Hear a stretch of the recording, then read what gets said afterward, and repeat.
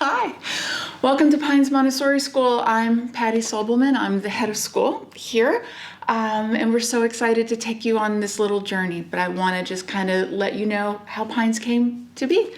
So our school started a lot like your schools.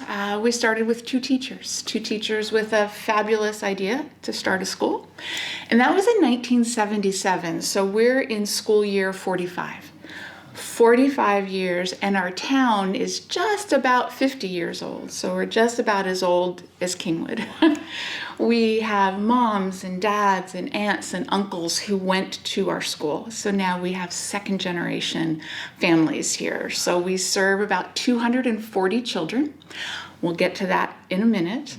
But in 1977, we had one classroom of 3 to 6 year olds. And we were in a little strip shopping center about a mile from here. You could walk to there from here. And we lived there comfortably for about 3-4 years. And then this property that we're going to show you later came into our lives. And so at that point, we were on 4 acres of land, and we brought our early childhood over. And we had early childhood and toddlers. So now we're 18 months to 6 years of age. And we did that for at least the mid 80s. I wasn't here yet, so I'm just looking at photos. So that happened. But then, children grow up. So now we have lower elementary, and we have lower elementary for a few years, and it happens again. They grow up, and now we have upper elementary. And so as we're moving, we're making our building match the ages of the children. But then for quite a while, we just kind of did our thing. The 90s, the early 2000s, we just try to kind of sit tight. And there was a lot going on in the world. We had some recessions and some oil difficulties, and Texas is tied to a lot of oil. So we just kind of sat there for a while. But then this magical thing happened, and we started to do a lot of renovations. So now we're about 2016. And the classroom that we're sitting in right now, we demoed and renoed all of that. And then that expanded our floors so that we could have more children come. And then we invited infants. And so now we served 6 weeks of age through 12. And then we decided, let's go get some middle school students. So now we're complete. We're 6 weeks of age through 15 years of age. Now we're at our robust 240. And then that's where Pines is today.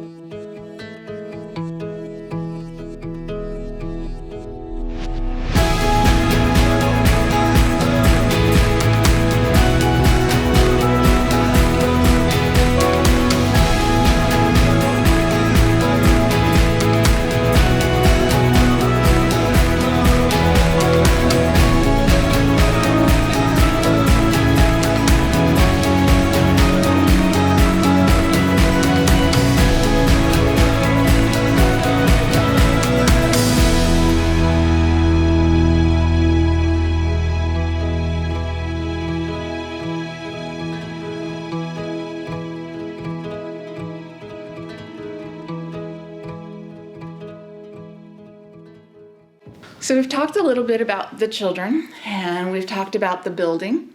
But the other part of what makes Montessori Montessori is the teachers. And so we have 50 faculty members, keeps this entire place going. And of the 50, I'm very proud to say that 20 of us are Montessori trained, from administration, infants, early childhood, lower elementary, upper elementary, and then secondary 1, which is for middle school. And that's so important because it means that almost every person that a child interacts with someone who's Montessori trained. The other thing that's really important for those that are not yet trained is that there's a pathway to training, that they're on this journey, that if Montessori turns out to be what they want to do, that we're here for them and that we send them to training and that our families support that by helping us get them through that Montessori training. I think what's so fabulous about having such a robust, trained faculty is that we all love Montessori for the exact same reasons, but we're all with the age groups that speak to us. We joke that my upper elementary teacher is terrified of toddlers. When the toddlers walk by, she stands there and says, "Oh, I'll see you in 10 years." Because she's terrified of them. But then I see the middle school teacher just embracing toddlers, because toddlers and middle school students have an awful lot in common. And so we love that once we find the right person, once we get them to fall in love with Montessori or connect them to what they've already believed but didn't have a name for it, and then get them with the right age group, then it's magical. Even in administration, we have Montessori trained teachers. So I myself am early childhood trained, but my facilities director, the person who helps me build the buildings and hires the plumbers and the carpenters, she's toddler trained, infant toddler trained. So as we speak, we're rebuilding an infant playground. To have an infant toddler trained facilities director manage that project so that what we're building matches the developmental need of those infants and toddlers is magical. And I think that's kind of the secret sauce to making Pines work. You know, during the pandemic, one of the conversations that we had with our families was, we have this beautiful building. But the beautiful building without the children and without the teachers and without the parents was a beautiful building. We needed all of our parents to come back, all of our parents to bring their children, and all of our parents to continue our mission so that we were able to keep all of the faculty employed. And our families did whatever it took to keep Pines going. We had said we'd lived through recessions before, we'd lived through oil crises before. We talked that Dr. Montessori herself lived through 2 world wars and the Spanish pandemic flu. So we knew we got this. We come from strong stock. But it doesn't matter how much we love Montessori, and it doesn't matter how much we believe Montessori is right for children if we don't have parents that believe. And one of the things that we've noticed about Pines is that the fabric of our school and this community is so strong that to have our town without Pines would leave a really big hole. Having Pines not only educates children for their future, but it also enabled our parents to go back to work. And if work meant working from home, if work meant going out when work finally did open up, this service that we provided was really important. And one of the things that we talked about was really the economic impact of Pines in our community. So often we talk about the impact for children educationally, and that is truly important. But when we really think about it, our school in particular is a $2.6 million business. Now, 1.9 goes in payroll. So we're wealthy for like an hour and a half And then we pay the teachers and we're right back to where we should be. But for us to be able to send about 500 parents to work every day, 500 parents can impact about $20 million a year in the economy. So we need to be here, and we need to not only educate the children, but educate and support our families, because we have really, honestly, three populations here: the children, the teachers, and their parents, all on one tuition. It's a bargain. But that's what we're doing. We're trying to follow the lead of the child for all the years that we can have them. And sometimes we can have children here, an individual child for 12 years. But if a family has 2, 3, 4 children, we can partner with a family for 10, 15, 20 years.